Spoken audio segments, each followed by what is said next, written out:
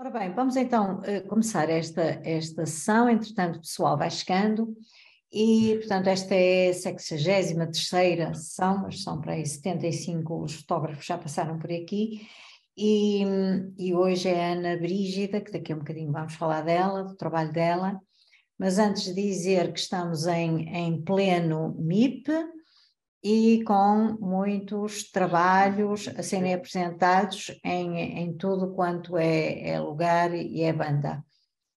Na semana passada tivemos um grande meetup fotográfico com 40 e tal pessoas, vimos 12 exposições de fotógrafos que apresentam os seus trabalhos em lugares inesperados. Este fim de semana vai acontecer o seguinte: no dia de São Martinho, que é dia 11, às 5 horas, na Albergarte, que é a galeria dos albergues noturnos do Porto, vamos inaugurar uma exposição de fotografia Pinole, que combina os trabalhos de autores portugueses e estrangeiros com os trabalhos dos utentes do albergue.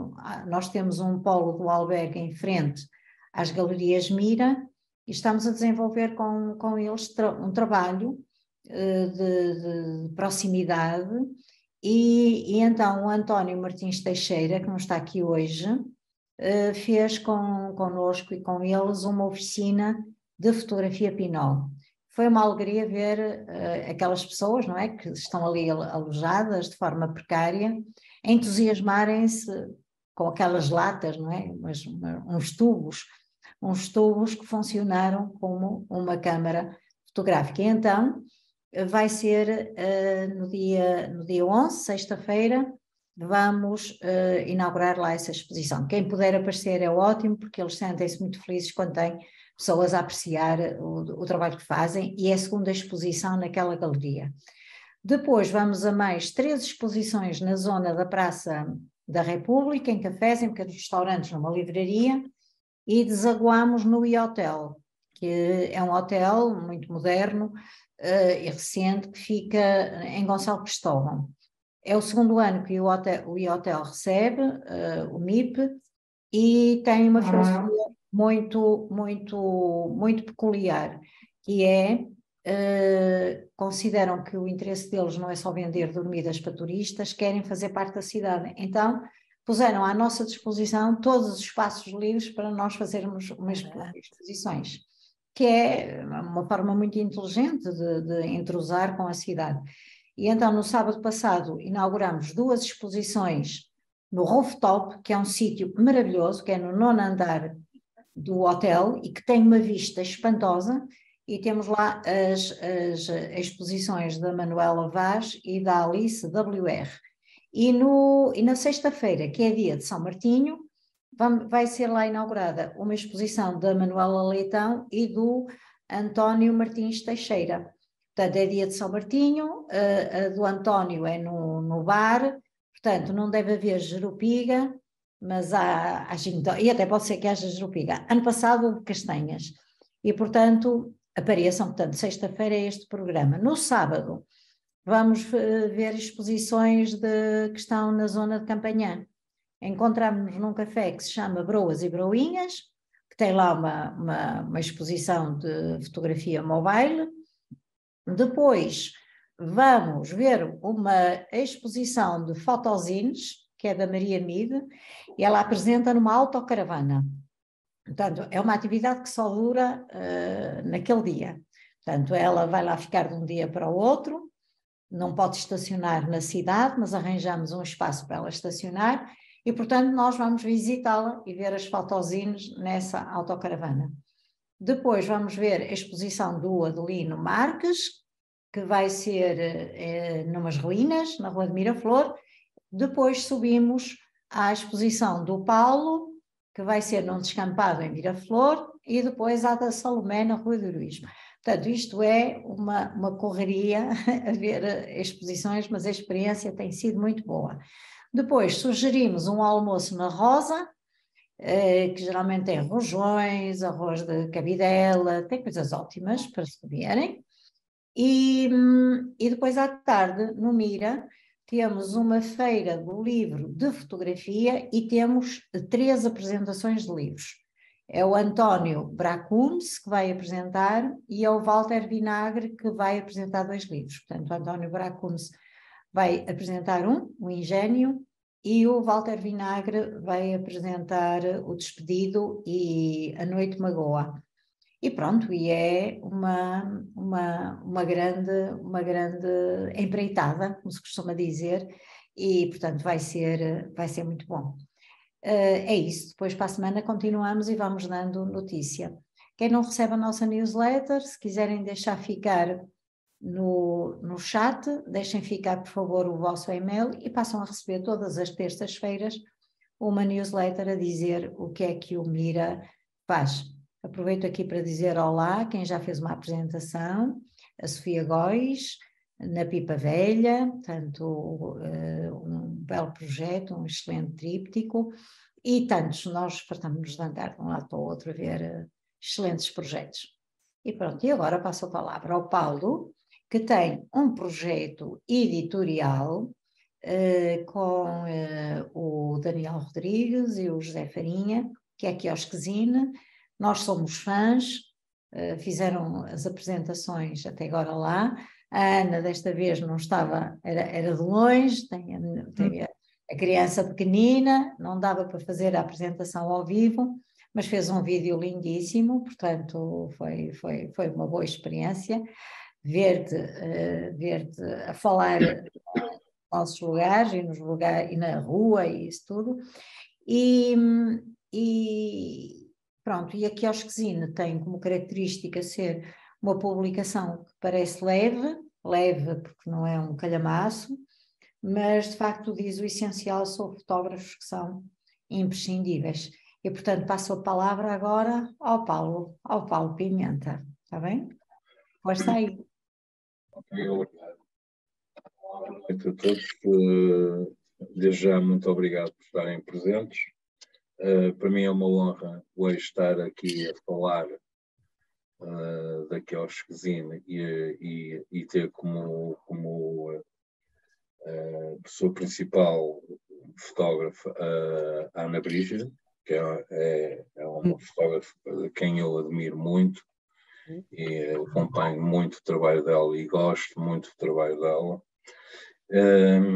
E pronto, e o nosso projeto é um projeto que surgiu com a ideia do Zé Farinha. O Zé Farinha vinha com uma ideia de criar uma fanzine daquelas fanzines tradicionais em que pudesse publicar algo que tivesse a ver com a fotografia. E então ele queria, no início, ele durante o tempo que esteve em Londres, falou muitas vezes deste projeto, desta vontade que ele tinha, e quando regressou a Portugal, pronto, começou a falar desta ideia, e como é óbvio, falámos muito e chegámos à conclusão, e eu desafiei-o, que para além dos trabalhos que nós gostaríamos de publicar, nós próprios, não é? A ideia seria publicar trabalhos de fotógrafos de referência, de fotógrafos de quem nós gostamos, trabalhos de autor, e pronto, e temos neste momento tido a honra de publicar fotógrafos mesmo, pronto, que nos dizem muito, que fazem parte também da história da fotografia, uns mais da velha guarda, outros da nova geração, e isso é um prazer máximo. Já passou 2 anos e continuamos na luta. Tem sido uma luta bastante grande, não é? Porque tudo é muito bonito, mas depois quando chega à altura, mesmo com o trabalho que nós envolvemos, o cuidado que nós temos, a qualidade que temos em relação à nossa Quiosquezine, não é? Por vezes às vezes é difícil os próprios, o público-alvo não aderir ou não porque este projeto o que tem de é um projeto feito com muito amor, não é? É uma coisa, eu vou ser rápido, mas isso tem que dizer, é um privilégio, porque o Farinha trouxe este projeto para Portugal com muito amor e com muita esperança em poder desenvolver e divulgar fotógrafos e projetos de fotógrafos que são importantes para nós, sejam nacionais ou internacionais, mas que nos dizem algo e que nós estamos a aprender sempre uns com os outros, não é? Isso é o mais importante, é aprendermos uns com os outros e partilhar, que é uma coisa que também há uma grande dificuldade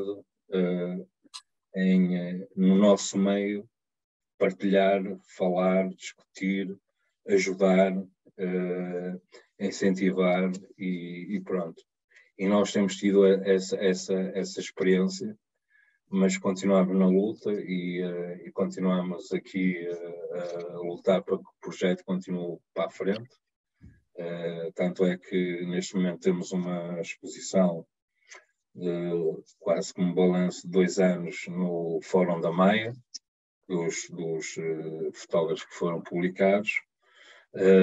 A revista, a fanzine, tem um preço acessível, que é 8 euros.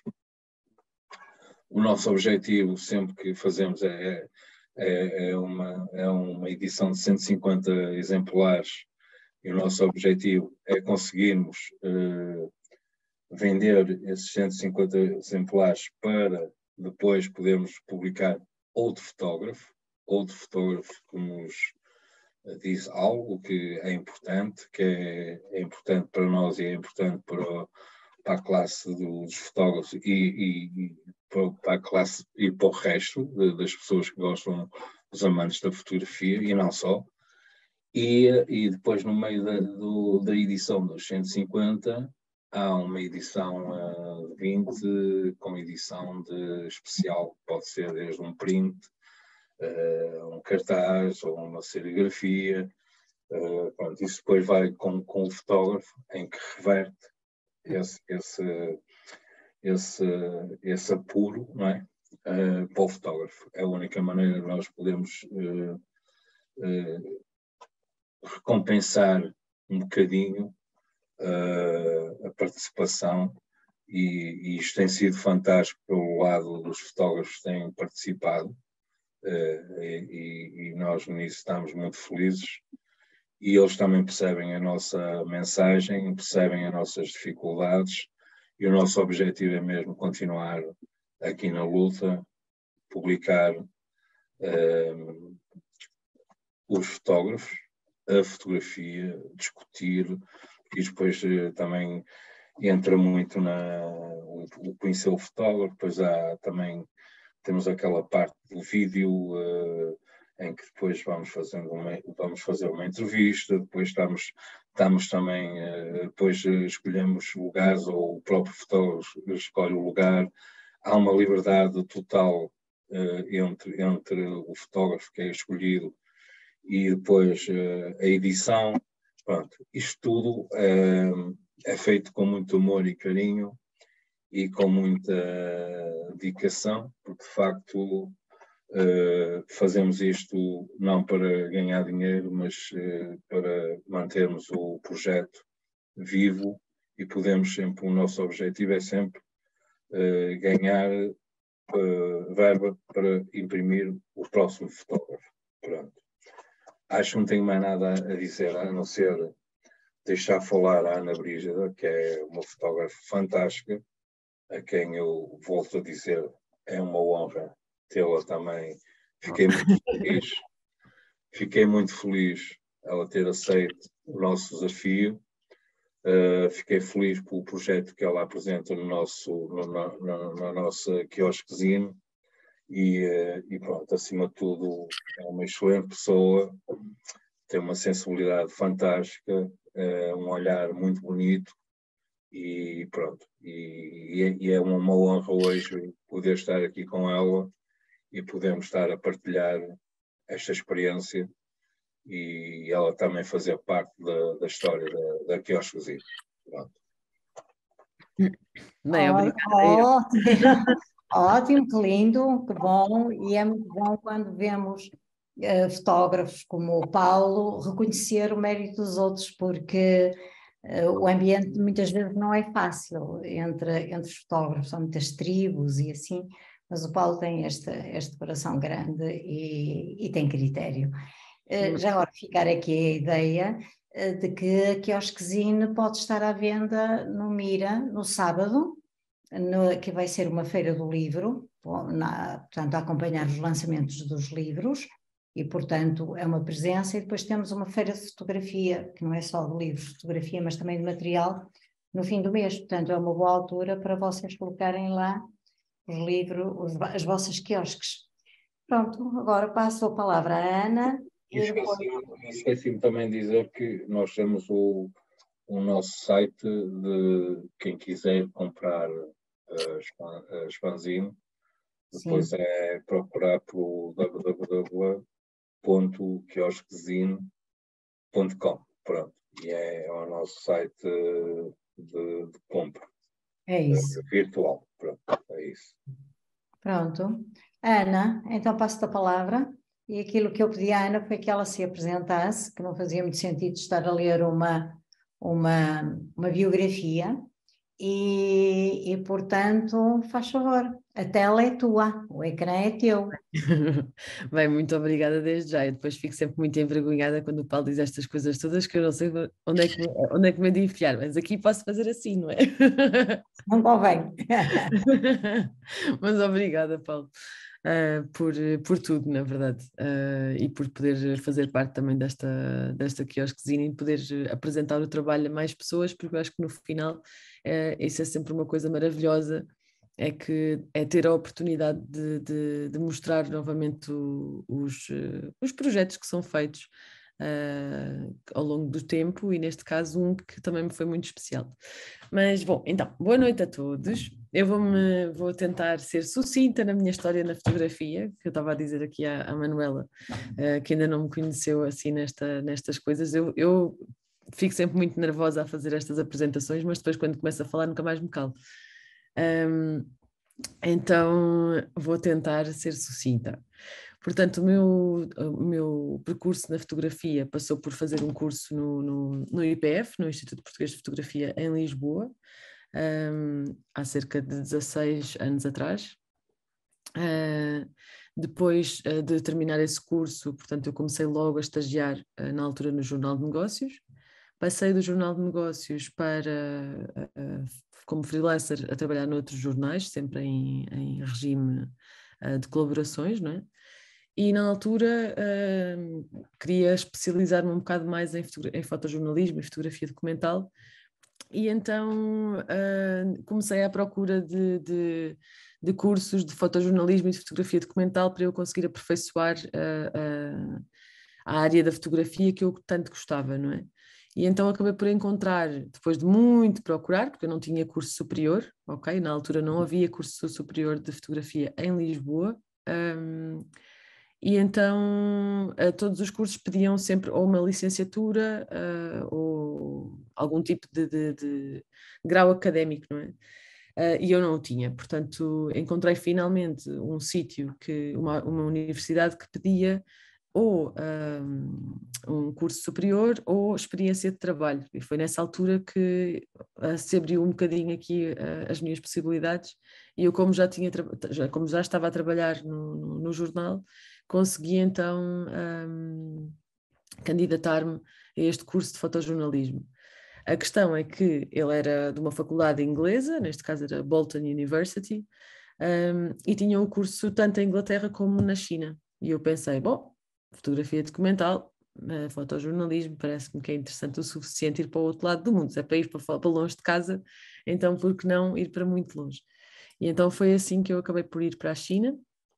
onde eu desenvolvi um dos meus primeiros projetos documentais assim mais longos, que foi um projeto sobre mineiros de ouro na Mongólia. Pronto, entretanto passei mais algum tempo na China, depois do curso, voltei para Lisboa, tive sempre a saltitar, portanto voltei para Portugal, voltei para a China, mais um ano, voltei para Portugal, e depois continuei sempre a trabalhar, quando voltei para Portugal, a trabalhar como freelancer. Portanto, a minha ideia era sempre não ficar cá em Portugal e, enquanto cá estava, tentava juntar o máximo de dinheiro possível para continuar a poder fazer as minhas viagens e os meus projetos. Na altura, claro que isto depois é sempre muito fácil de dizer, na altura ainda vivia com a minha mãe, portanto havia também muitas facilidades de poder poupar dinheiro. Portanto, na altura continuei à procura de opções para continuar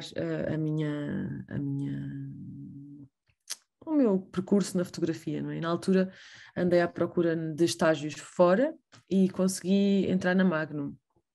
E então, na altura, fiquei super contente, como acho que toda a gente ficaria, não é? Mas lá fui eu para Nova Iorque estagiar na Magnum InMotion, que na altura era um departamento de vídeo da Magnum, mas eu não gostei nada de lá estar. E então, passado um mês, porque na altura, no dia em que eu pisei Nova Iorque foi quando morreu a Eve Arnold, eu não sei se vocês conhecem, mas imagino que sim, uma fotógrafa que todas as fotografias que existem assim mais conhecidas da Marilyn Monroe, foi ela que as tirou. E ela na altura fazia parte da Magnum e ela tinha morrido no dia em que eu lá cheguei, portanto eu fui incumbida de fazer o vídeo de memorial da Eve Arnold.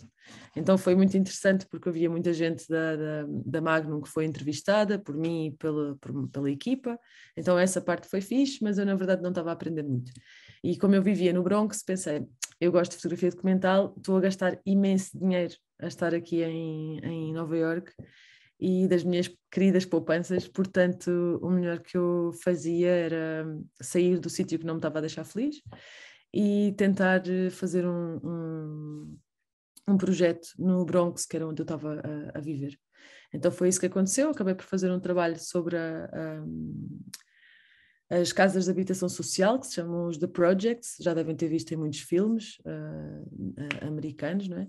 E é a questão sobre a asma, as pessoas que desenvolvem problemas de asma e problemas alérgicos devido às condições dos próprios apartamentos. E isto foi uma coisa muito importante porque acabou por ser utilizado, as fotografias foram usadas em tribunal e tudo mais, então foi assim uma coisa bem importante e foi o meu primeiro trabalho também publicado em Nova Iorque. Em Nova Iorque, desculpem. Sim, em Nova Iorque também, mas no New York Times.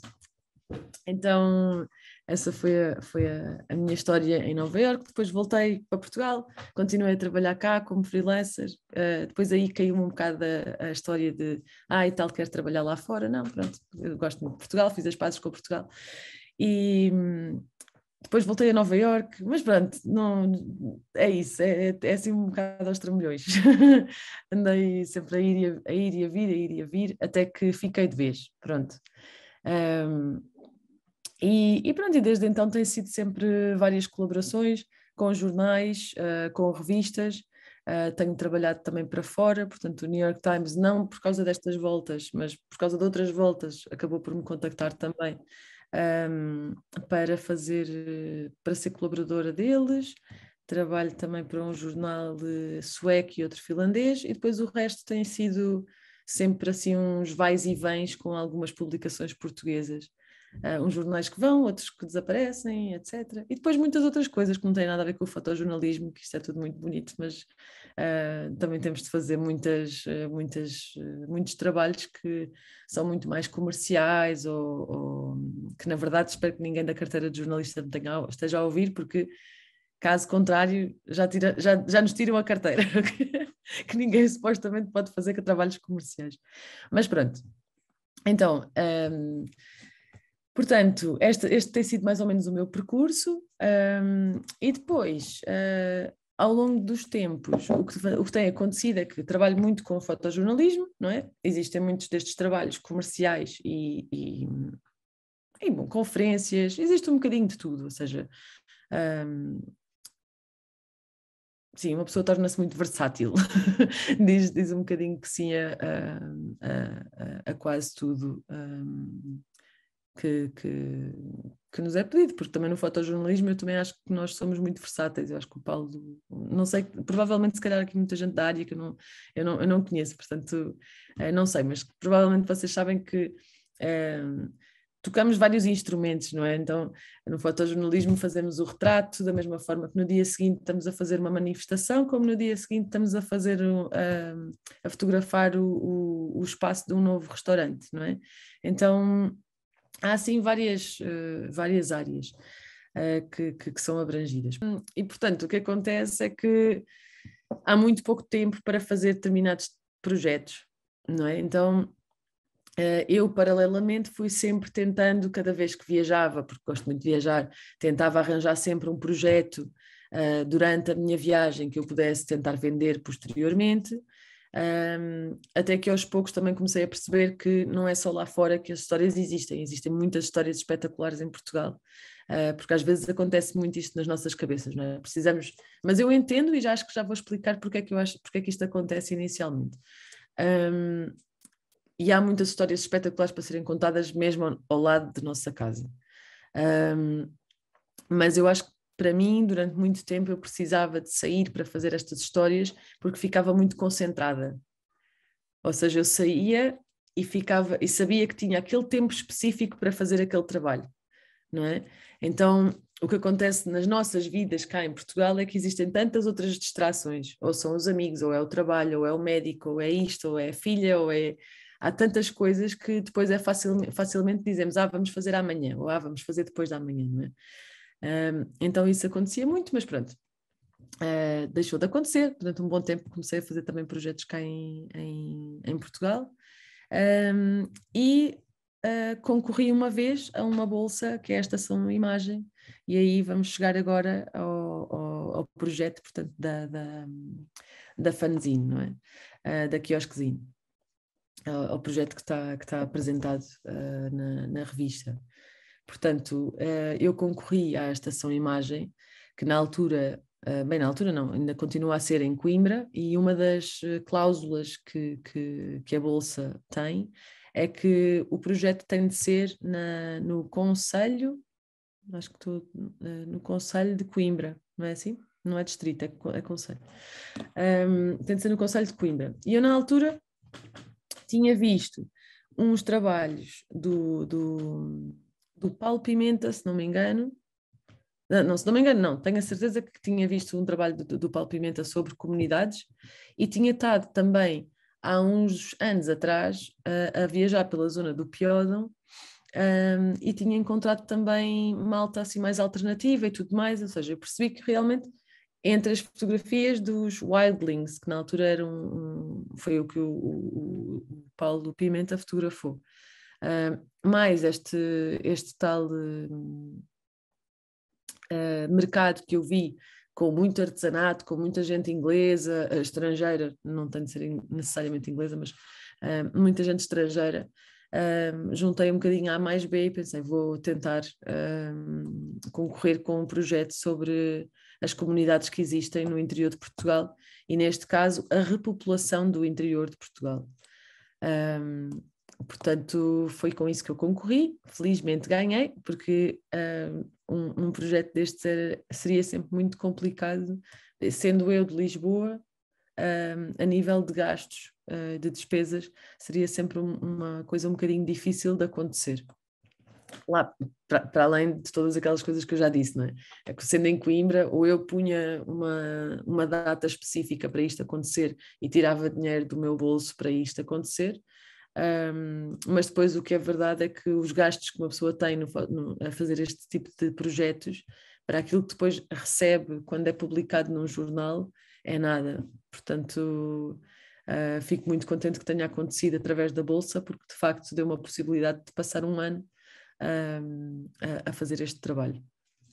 Agora, para vos falar um bocadinho sobre, só para a nível de logística, só para perceberem um bocadinho, portanto, durante este ano eu ia cerca de uma semana cada mês. Portanto, o que vocês vão ver foi o trabalho de um ano, mas claro que não passei um ano na Serra do Açor. Fui indo e vindo ao longo do tempo. Portanto, eu agora vou partilhar aqui convosco. Então, aqui é onde se passa, portanto, onde está a comunidade. Portanto, neste caso, nós estamos a falar de uma comunidade não organizada. Portanto, são pessoas que acabaram por decidir de vir para esta zona viver, mas cada um tem a sua casa, cada um tem o seu projeto de vida e eventualmente têm coisas em conjunto em que pronto, trabalham juntos ou têm projetos de cinema ao ar livre ou, por exemplo, como vocês estão aqui a ver a fotografia, cá em baixo está assim uma pequenina tenda e tem um trampolim. Isto aqui é uma escola, entre aspas, não se pode chamar escola, mas é uma associação, que se chama Folha Verde, e isto foi uma coisa que foi criada por eles para as crianças da comunidade, não é? Então, em algumas situações, eles unem-se, não é, para um bem comum, mas cada um, na verdade, tem o seu projeto. E estamos a falar de pessoas que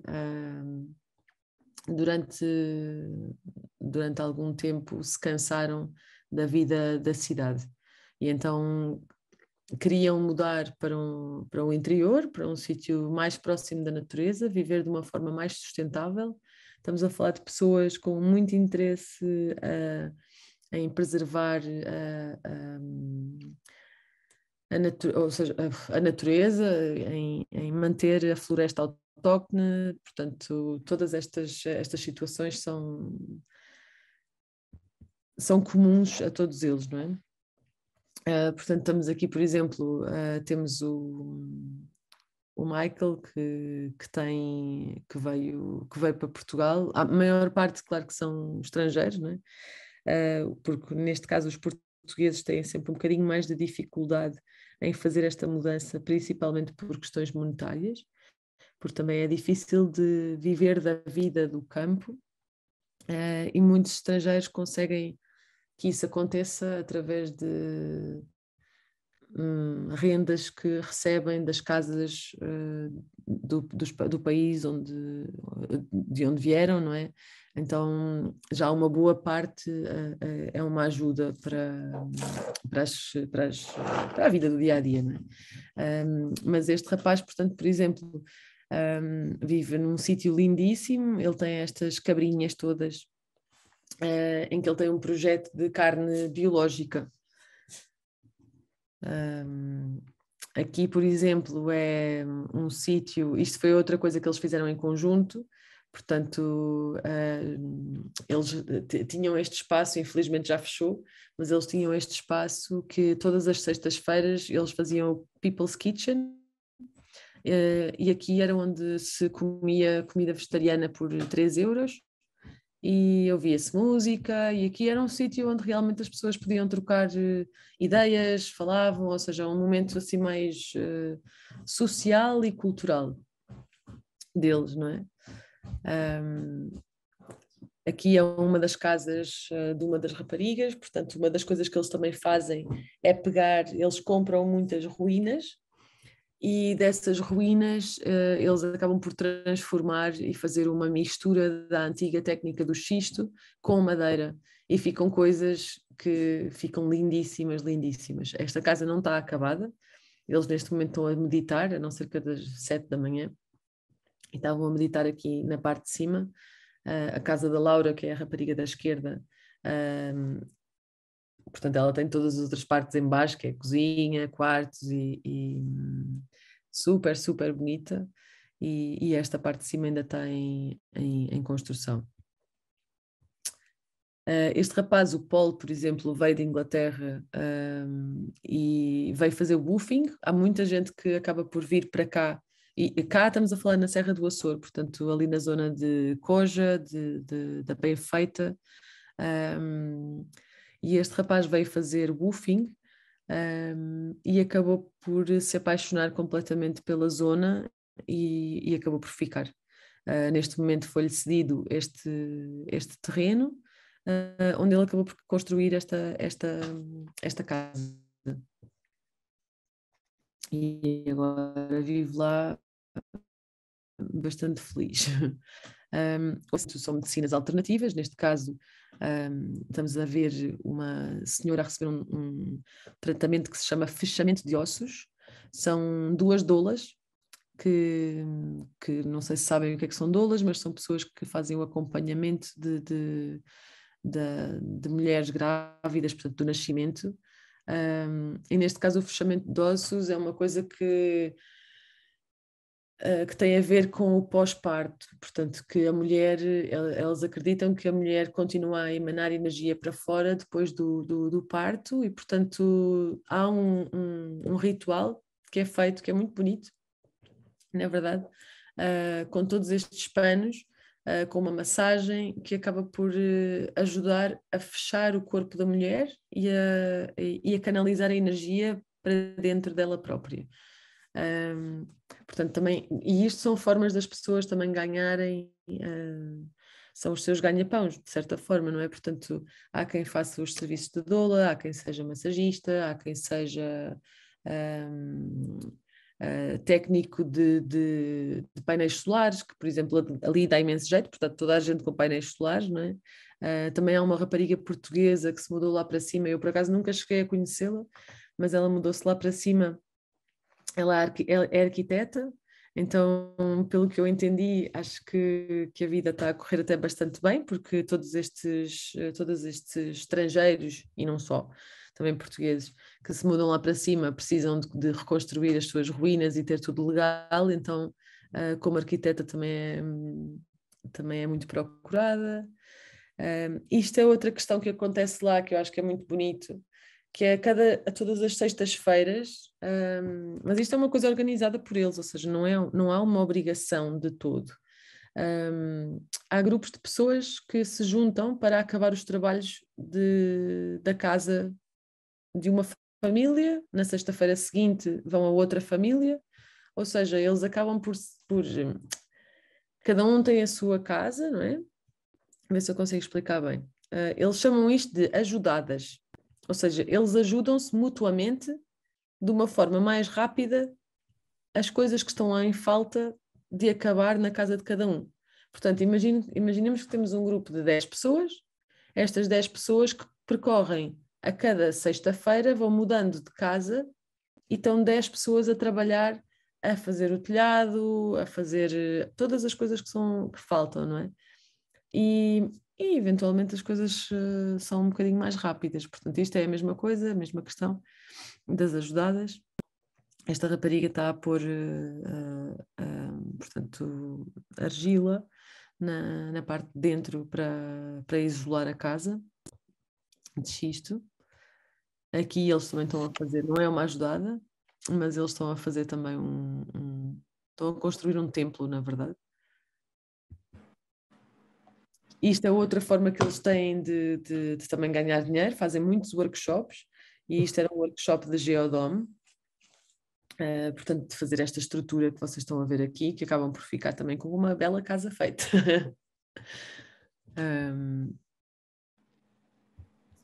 Agora não consigo puxar. E aqui é a Laura, com forno solar. Sim? Com o forno solar, mesmo ao lado da casa dela. Como vocês podem ver, também há aqui muitos pinheiros que foram completamente queimados e eles sofreram, se não me engano, em 2017. Tiveram grandes fogos e houve muita gente que ficou sem casa aqui, mas pronto, esta são a parte aqui. Portanto, estes fornos solares são utilizados por muitas pessoas lá. Isto é Malta, por exemplo, que as pessoas juntaram-se todas para conseguir fazer a reflorestação, porque, como eu disse há pouco, houve muita gente que perdeu as casas. Pronto, então eles aqui por exemplo, foram os Wildlings, foram o Go West, que organizaram este sábado, se não me engano. Aqui era o tal aqui era o tal mercado que eu tinha falado que tinha visto há uns bons tempos atrás, mesmo antes de concorrer à Bolsa. Portanto, isto é um mercado em que se vê muita gente estrangeira, em que quase que nem se ouve falar português, na verdade. Isto também foi outra coisa que eles fizeram, outra iniciativa deles próprios, não é? Antes do fogo, por exemplo, eles tinham feito outra coisa muito engraçada, tinham criado a própria moeda. Então eles faziam uma moeda de troca. Portanto, imaginemos, eu sendo fotógrafa, e a Manuela sendo, vamos imaginar,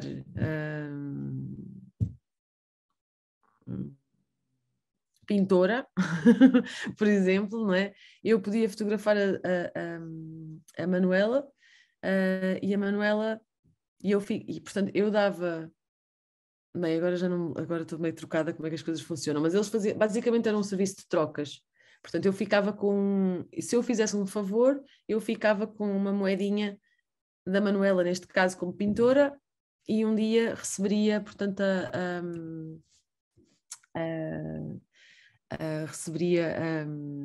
pediria para a Manuela vir fazer um quadro, por exemplo. Então eles faziam muito estas trocas. Depois com a pandemia, a coisa foi um bocadinho mais, com a pandemia, foi também grave, com o fogo, com os fogos, as coisas foram um bocadinho mais complicadas e, portanto, eles deixaram de utilizar essa moeda. Mas isto é só para vocês terem noção portanto, das coisas que foram acontecendo como iniciativas deles próprios, não é? Em conjunto, portanto. Aqui, por exemplo, também é para vocês terem noção da quantidade de crianças que existem na comunidade. Portanto, a malta toda que chegou, portanto, estamos a falar de 35 crianças a mais, só naquele vale, portanto são muitas crianças e acho que é muito bom pensarmos que há muito mais vida agora, mesmo que sejam pessoas com mais bastante mais alternativas, portanto, do que as pessoas que já lá vivem, portanto, as pessoas que são mais idosas que estão naquelas aldeias. Acho que é uma coisa muito engraçada de ver, que é esta mistura que acontece entre gerações e formas de ver a vida, não é? Então acho que é muito engraçado de ver isso. Claro que nem sempre é um mar de rosas, não é? Mas em geral acho que é muito positivo para toda a gente. Acho que talvez inicialmente seja uma coisa um bocadinho estranha, não é? De sentido de apropriação das terras e tudo mais, mas quando se vê que as pessoas vêm em paz, não é? É muito bonito ver a relação Pronto, isto é mais um momento de uma das coisas que eu, por exemplo, é que as pessoas quando mudaram para o interior do país, uma das coisas que compraram, para além da casa, é que compraram tempo. E eu acho que isto foi uma coisa mesmo que muito, muito, muito bonita de ver. E esta senhora, é a Teresa, já está cá também há uns bons anos, é portuguesa e eu acho que esta história dela é muito bonita, dela e do namorado. Eles têm 2 filhos, eles viviam no Porto e eu perguntei como é que tinha acontecido esta mudança de vida, não é? Como é que tinham decidido que isto iria acontecer, e ela disse: Mana, o que me acontecia era que os meus pais sempre me disseram que a vida, eu iria ser feliz quando tivesse um trabalho estável, tivesse uma casa, tivesse um marido. E ela disse, eu tinha todas estas coisas, tinha um trabalho bom, mas eu saía do trabalho, a caminho de casa, tinha de parar o carro, já estava a chorar e pensava, tem de haver mais alguma coisa, porque eu já fiz todos os tiques, não é? Nos quadradinhos que os meus pais me diziam que era necessário e eu não estava feliz. Então eu sentia que alguma coisa estava errada. E ela tinha, e felizmente, que acho que depois isto também foi uma questão é uma questão difícil, felizmente que o namorado dela tinha a mesma visão da coisa, não é? E então eles acabaram por conhecer uma malta que por acaso também vive lá na Serra do Açor, que tem não sei muito bem como dizer, uma associação talvez, que fazem meditação, portanto uma coisa assim bastante especial, não sei como explicar. E então eles encontraram ali muitas pessoas que eram como eles. E então eles disseram, afinal há mais como nós. E então apaixonaram-se pelo sítio e quiseram ficar perto dessa associação. E então venderam o duplex que tinham no Porto, fizeram as malas e agora vivem aqui na Serra do Açor. Claro que eles dizem que a vida não é fácil, como eu expliquei antes, não é que para os portugueses as coisas não são assim tão fáceis quanto isso. Portanto, o namorado, por exemplo, dá aulas de Tai Chi, ela trabalha, eles construíram uma casa do Hobbit que também alugam em Airbnb, ou seja, há determinadas formas vão arranjando determinadas formas para ganhar dinheiro, para continuarem a viver a vida que querem, não é? Isto é para vocês terem também ideia de onde é que são estas casas, não é? É mesmo no meio do nada. E portanto aqui neste caso é um yurt. Esta é a Elsa, veio da Holanda com o namorado, e a ideia deles, este projeto deles também é muito, muito bonito, muito engraçado, porque eles conseguem, eles conseguiam, porque agora já não estão juntos, mas eles conseguiram fazer com que todas as coisas neste terreno fossem de facto sustentáveis. Portanto, eles tinham um riacho com uma cascata na parte de baixo do terreno, que é muito íngreme, como conseguem ver, mas eles conseguiram fazer uma bomba, que agora não, peço desculpa, mas não me lembro do nome, mas eles conseguiram fazer uma bomba que criava energia, portanto a energia da casa e do carro elétrico vinha da cascata, portanto, da água que era bombeada de lá de baixo através da força da água. Portanto, é muito engraçado todas estas preocupações que o pessoal tem a nível de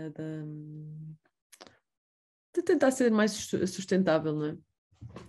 Outra coisa que eu acho que é muito, muito engraçado neste trabalho e que se nota muito, neste caso não se pode dizer geracional, porque esta senhora é bastante mais bem, tem uma idade, tem 70 e tal anos, portanto não a nível geracional, mas a nível de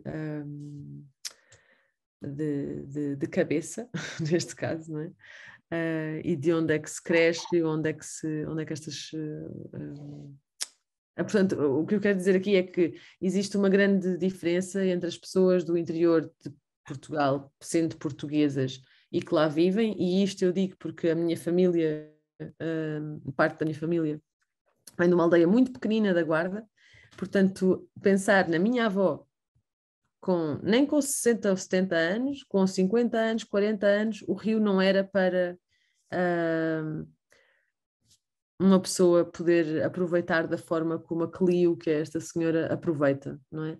O rio era visto de uma forma muito mais de trabalho, ou tinha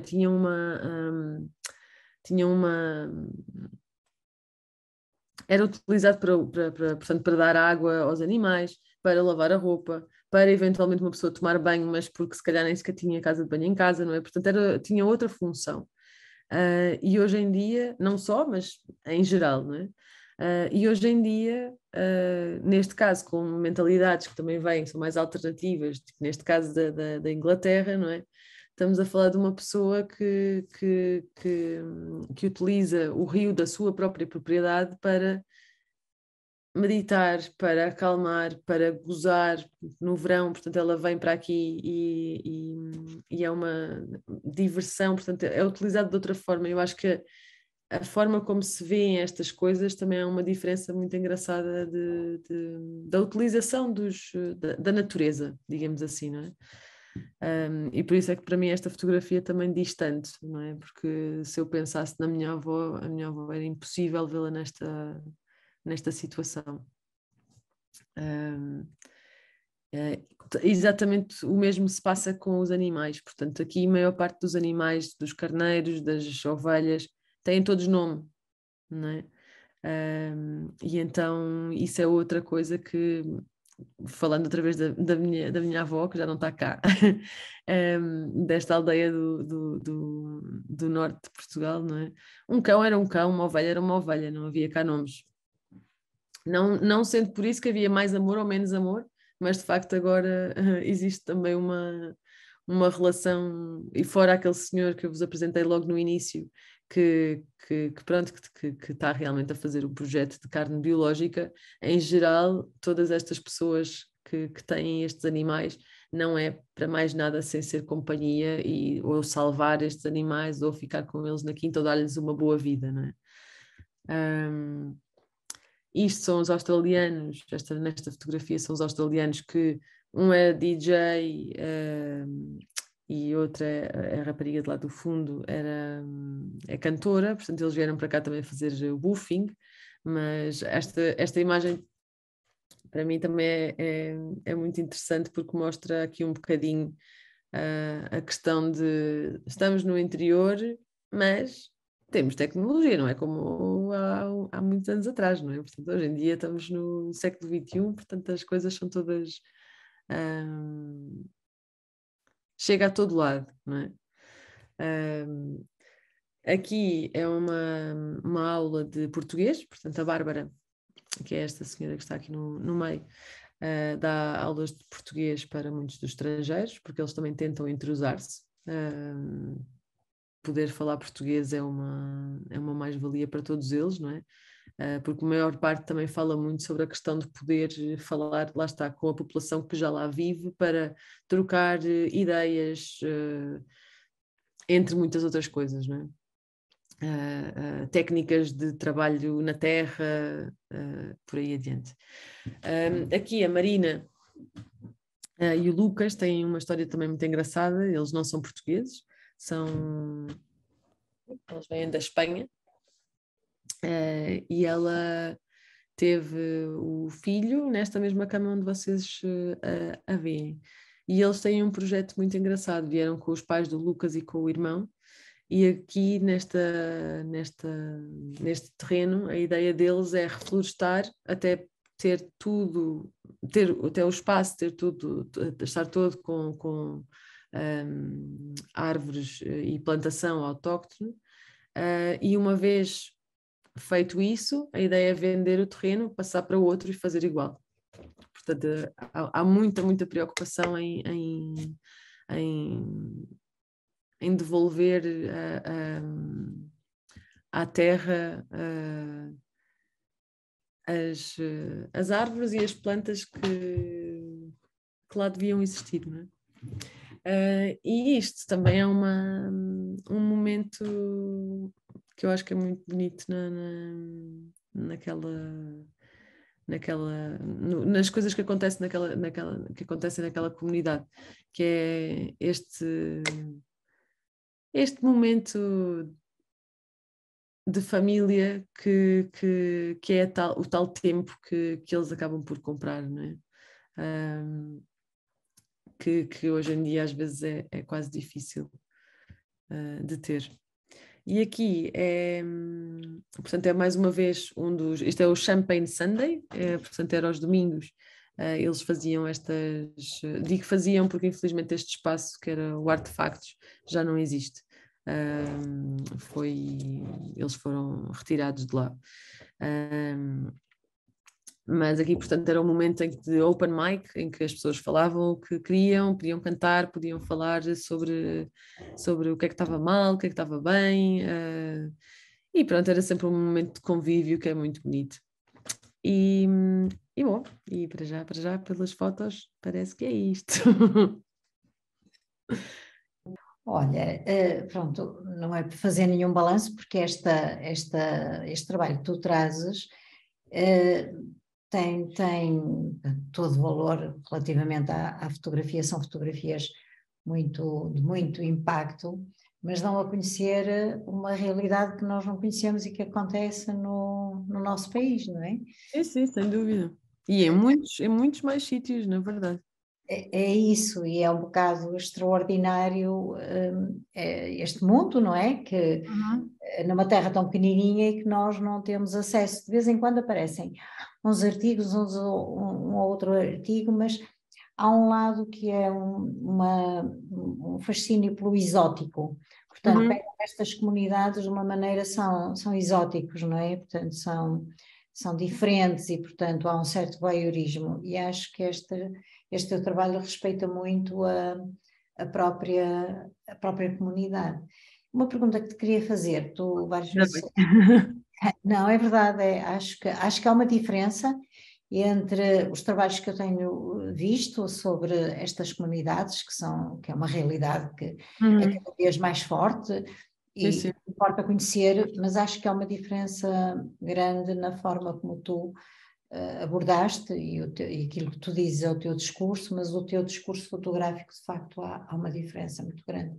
E há uma certa intimidade, quer dizer, nota-se que tu foste aceite e que fazias um bocado parte, naquele tempo foste adotada, o que não acontece também nessas reportagens que tenho visto. Uma pergunta que te queria fazer, que é, o que é que aconteceu depois dos incêndios? Porque esta serra foi um bocado afetada pelos incêndios, sim? Foi muito afetada, sim. Então, e o que é que O que é aconteceu? que aconteceu a nível do que é que eles conseguiram fazer? Sim. É assim, existiram algumas pessoas que se foram embora porque acho que a situação de pânico é real, não é? Então houve muita gente que não conseguiu lidar com isso e que foi embora quando perdeu as casas. Mas depois, por acaso, naquela zona, a maior parte conseguiu ou erguer através deles próprios ou ganhou dinheiro para reconstruir. Portanto, não sei se era essa a pergunta, Manuela, mas... Sim. Tinha essa curiosidade que tu referiste mais do que uma vez, e havia uma fotografia que se via mesmo ao longe, os Sim. pinheiros todos. Não, aquilo era incrível, porque uma pessoa estava lá, no meio. Muitas vezes eu fui para lá dormir na minha carrinha, e eu precisava de pensar, de facto, onde é que eu deixava a carrinha à noite a dormir, porque às vezes ouvia-se com cada estrondo e aquilo era tudo árvores a cair. Ainda, ou seja, aquilo está ainda tudo queimado, não é? Tudo... E já tinha passado algum tempo, só que veio um bocadinho de vento e houve-se mesmo pá! E eu não quero estar debaixo da árvore, nem eu nem ninguém, debaixo da árvore, porque cai, não é? Mas sim, alguns conseguiram, houve outros que conseguiram salvar as casas também, porque já tinham as pessoas, portanto agora está toda a gente muito mais consciente de que isso pode acontecer um dia, não é? Olha, está aberta a sessão, já é um bocadinho tarde, mas vamos lá. E a Ana tem uma criancinha de Eu estou a ouvir lá ali, ainda está a mexer. Então, quem quer colocar alguma questão?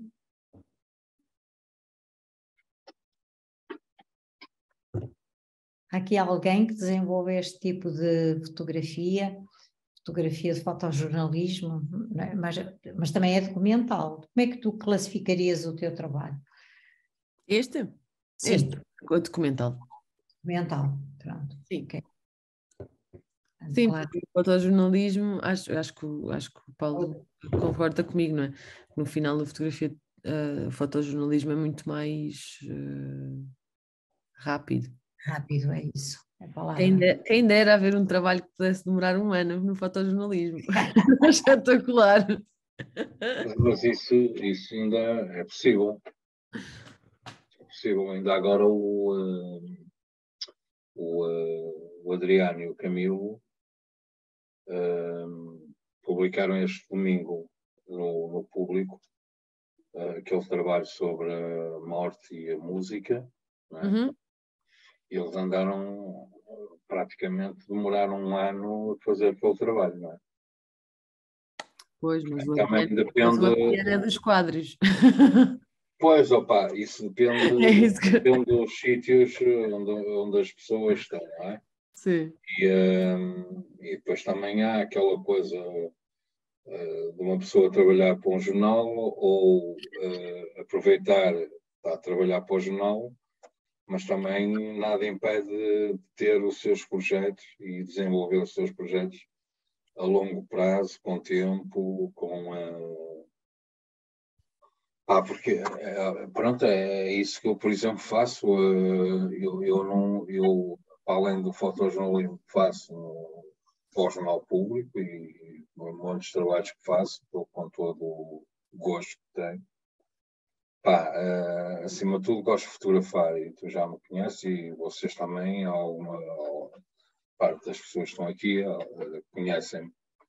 E também tento jogar com o meu tempo, não é? E aproveitar ao máximo.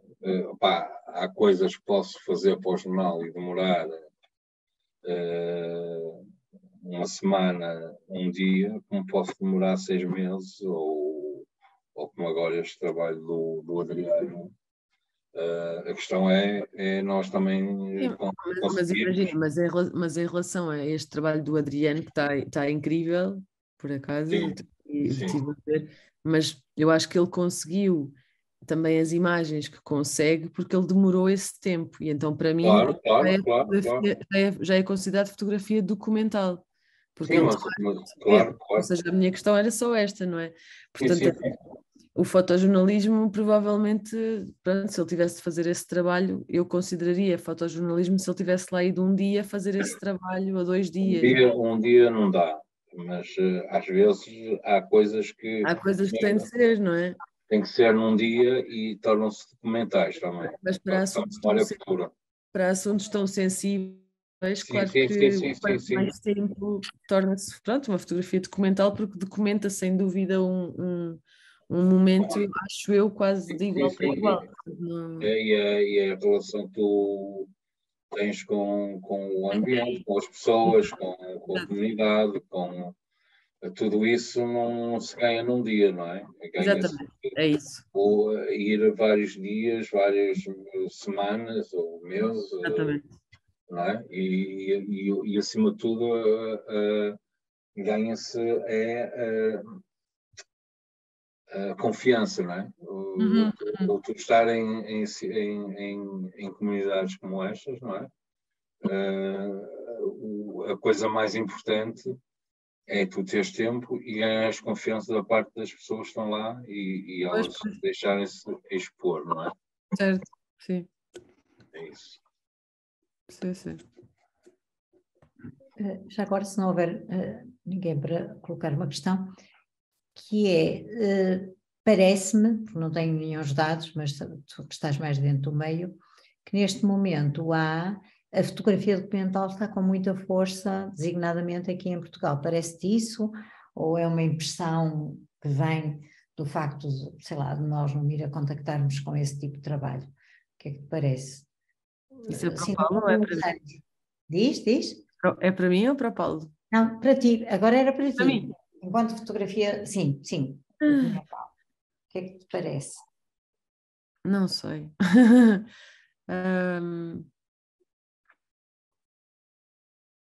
Talvez haja mais interesse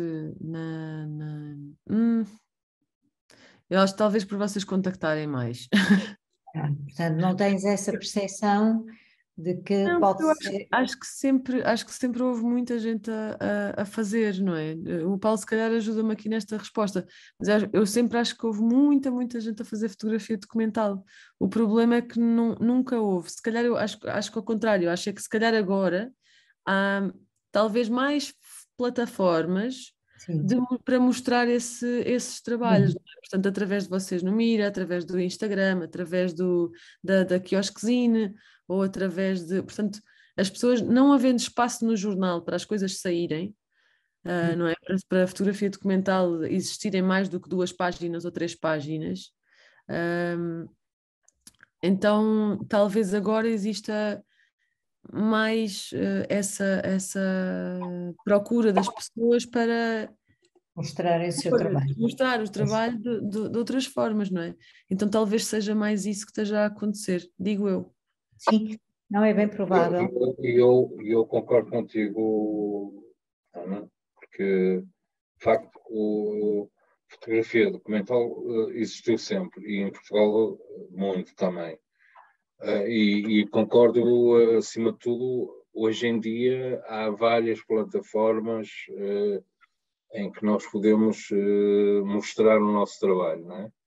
E neste momento, esta nova vaga de fotógrafos, nova geração, também tem procurado muito, porque isto tem a ver também com os cursos, tem a ver com as instituições, tem a ver com os grupos que vão se formando, não é?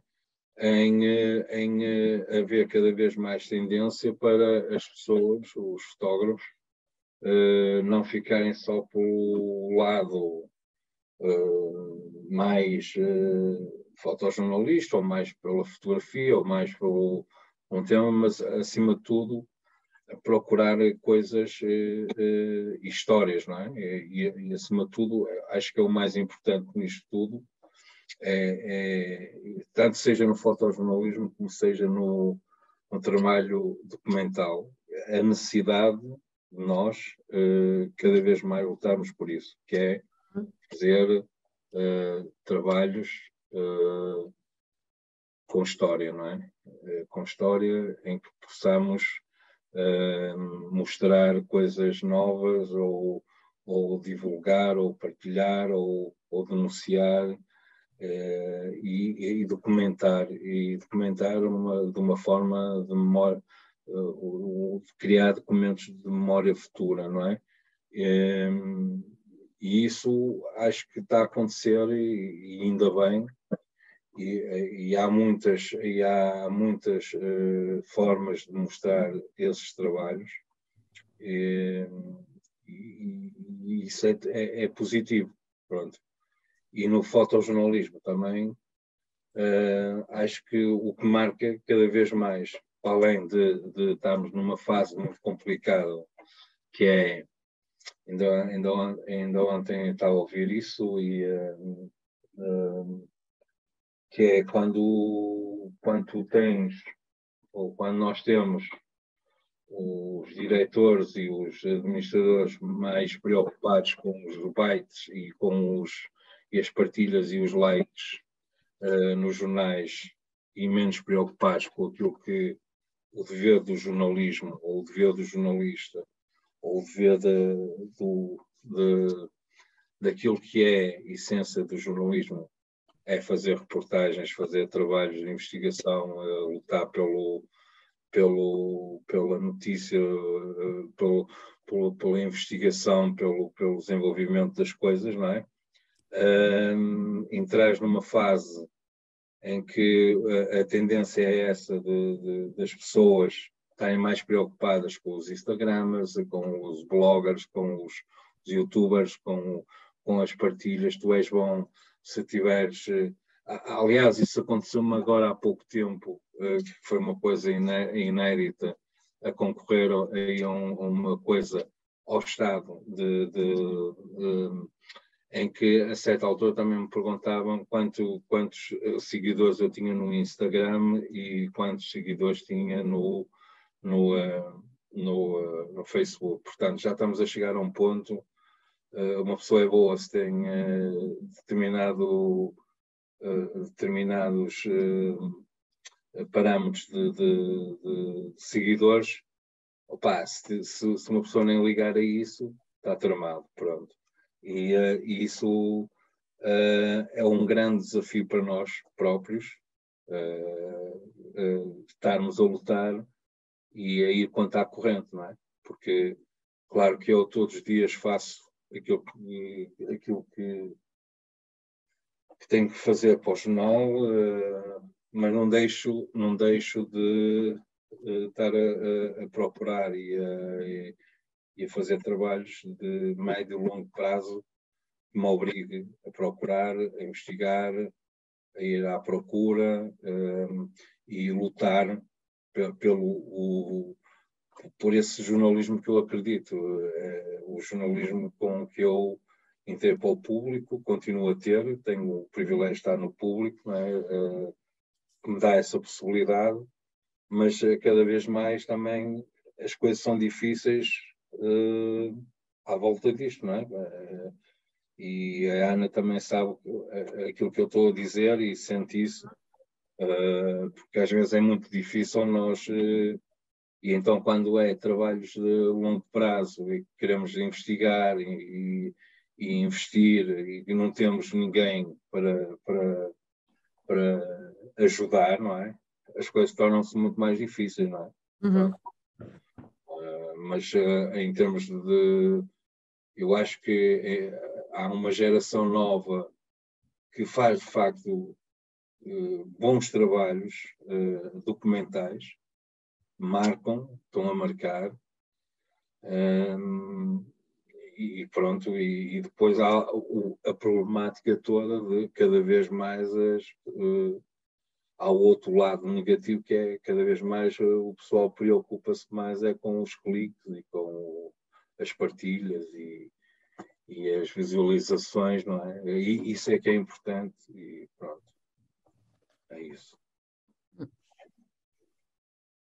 Foi ótimo, Ana.